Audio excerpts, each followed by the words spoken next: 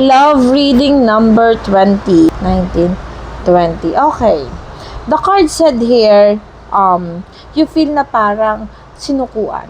Or this card showing kasi na hindi mo nararamdaman yung security nung iyong minamahal o yung boyfriend. This card showing kasi na nararamdaman mo na hindi kanya kayang ipaglaban or yung qualities niya is parang nagbago, hindi na katulad ng dati, no? This card showing kasi na mararamdaman mo na hindi mo nakikita yung pagmamahal na hinahanap mo sa isang lalaki, no? Sabihin man natin nandyan yung partner mo, oo, nandyan, pero this card showing kasi ng pagsuko or yung parang hindi niya kayang ipakita yung mga bagay na hinahangad mo sa isang lalaki, hindi mo nakikita dun sa boyfriend mo ngayon or dun sa partner mo ngayon kasi nakabaliktad yung swords. Sabi dito sa cards, lagi ka na lang nag-new beginning. So, ibig sabihin, naghahangad ka pa rin na magkaroon ng isang maayos na relasyon sa kabila ng pangamba mo na meron siyang iba, sa kabila ng mga bagay na parang pakiramdam mo hindi kanya mahal, sa kabila ng mga bagay na parang naghahangad ka pa rin na maging maayos kahit na alam mo na at hindi mo na nakikita na kaya kang ipagtanggol or wala na yung security, hindi mo makita dun sa boyfriend mo still hoping ka pa rin na maging maayos yung takbo ng relationship, no? Sabi dito sa cards, ginagrab mo yung opportunity. This card showing pag-grab ng opportunity na maging maayos kayo, na maging okay kayo, na maging smooth yung sa inyo kahit na hindi ka na daw po masaya, wala na kasing celebrations, parang wala nang, alam mo yon yung parang ikaw na lang yung gumagawa ng way para maging maayos kayo or something like na ikaw na lang yung nandyan at hindi mo na maramdaman yung presence ng partner mo na kaya gusto niya pang ilaban yung sitwasyon, no?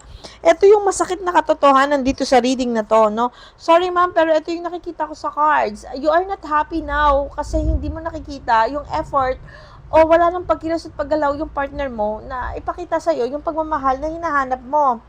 Disconnections ito. So, you are feeling something na parang magdi-disconnect na kayo pero ikaw na lang yung still hoping para magkaroon ng bagong new beginning yung relationship ninyo. Yung King of Pentacles ay nakabaliktad. So, ibig sabihin, malaki pala yung pagbabago ng partner mo. Nagbago na siya, nakikita mo na parang na-lost or na out of love na kung gaano ka-sweet siya before, malaki yung pagbabago niya. Sabi dito sa cards, determinado ka pa rin na gumawa pa rin ng pamamaraan para maayos kayo. Sa kabila ng mga na nakikita mong parang effortless na yung partner mo, no? Wala nang pagkilos at paggalaw, pero ikaw yung gustong gumawa ng way. Parang, actually, minsan nararamdaman mo na rin sumuko. Nararamdaman mo na papagod ka na rin. Sabi dito sa cards, parang ayaw mo nang gumawa ng pamamaraan.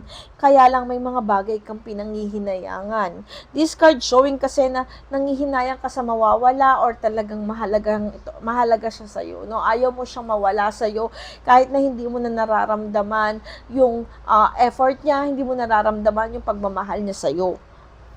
This card showing you are still confused. So, you are in the middle now na naguguluhan ka na dun sa sitwasyon.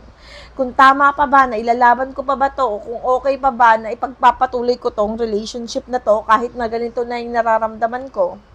Sabi dito sa cards, gusto mo na rin daw supuan kasi napapagod ka na.